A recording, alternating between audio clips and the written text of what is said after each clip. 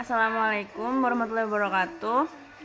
Allow me to thank the lecturer of the History of Islamic Civilization course, Prof. Dr. Haji Munirul Abidin MAG, who has taken the time for me to present this time. Before that, allow me to introduce myself. My name is Nur Syahidah Hintan Alfiani, with student ID number 2406021100221 on the speaker this time. Okay, here I will explain material about Western imperialism toward the Islamic world. Western colonization of the Islamic world in the Indian subcontinent and Southeast Asia.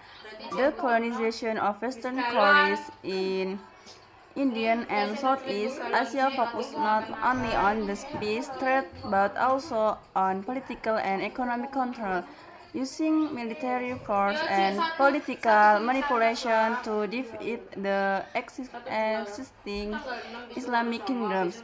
Okay. At the peak of its glory, the Mughal Empire in India attracted the interest of European countries because of its rich agricultural products. England entered in 1611, followed by the Netherlands in 1617. The British East Indian Company began to control the region, including Delhi in 1803. The Sindh region was controlled in 1842 and in 1857 the Mughal Empire completely fell into British hands. The British also expanded their power to Afghanistan 1879 and Balochistan 1898. In Southeast Asia, which was rich in spices and was the center of Islam, local kingdoms were easier to conquer. Malacca fell to the Portuguese in 1511, followed by war with the Islamic kingdom in Indonesia. Spain controlled the Philippines and several Islamic sultanates in 1592, while England struck the net influence in Malaysia, Singapore, and Brunei. European domination in Southeast Asia persisted until the mid-20th century.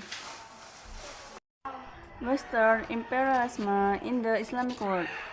Western expansion into the Middle East refers of the intervention of European countries and the United States in the Middle East region, especially since the 19th century.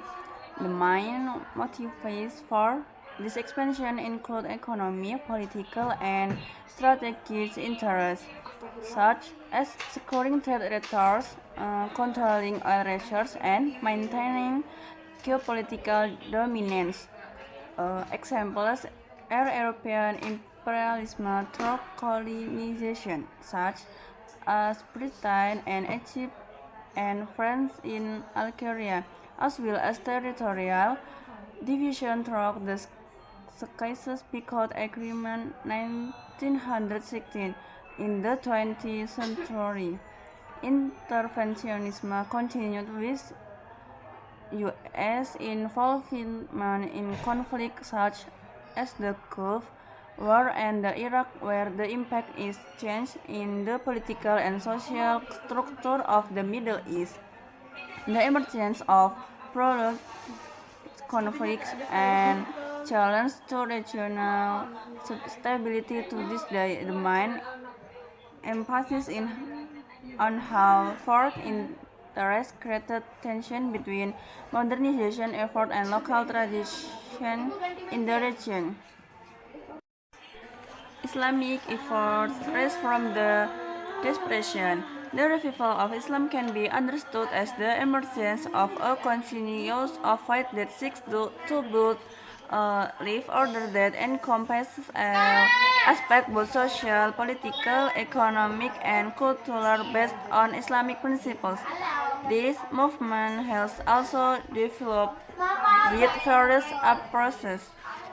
Uh, Next, some group called the modernists tried to imitate the traditional education system in order to develop science and technology.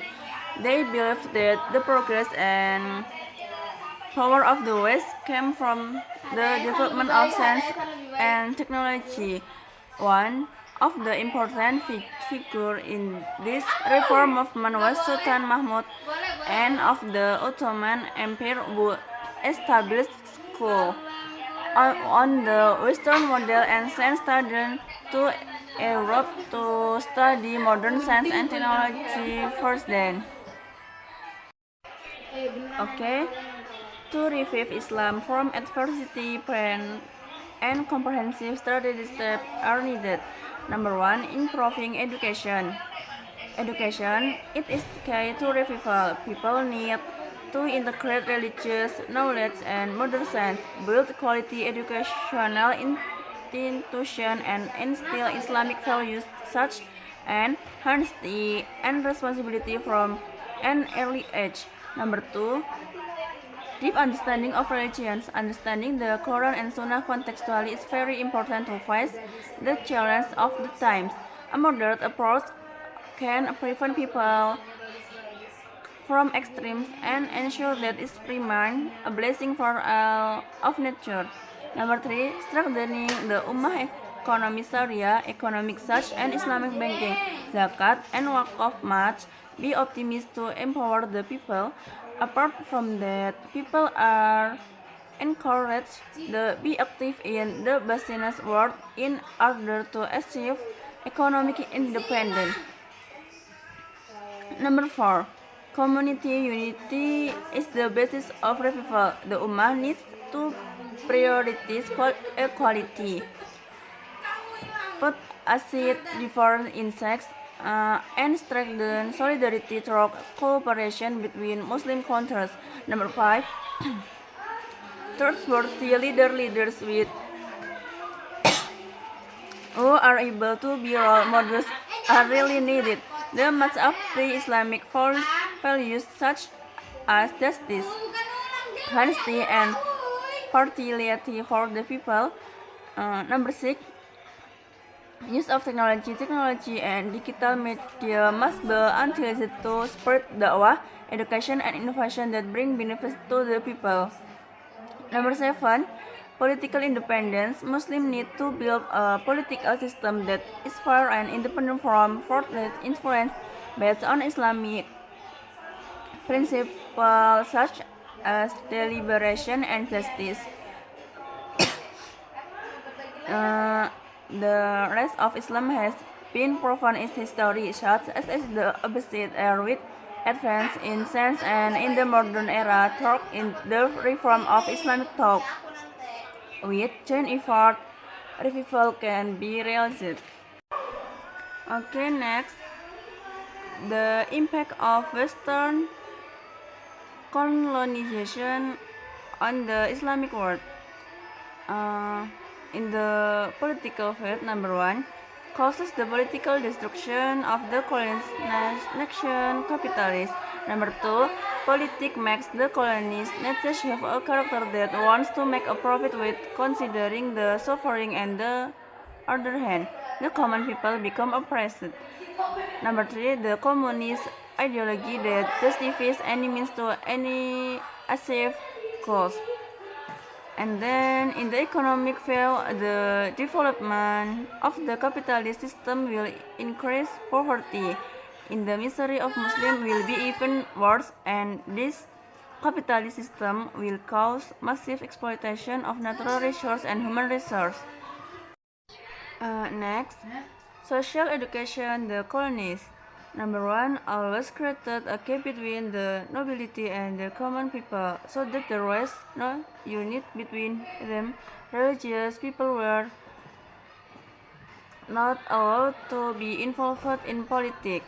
Number 2, colonizers were worried the world be Muslim moving organization for the advancement of their people were given the right to go to school. Only the children of officials were allowed to go to school. Cultural failed. Number 1.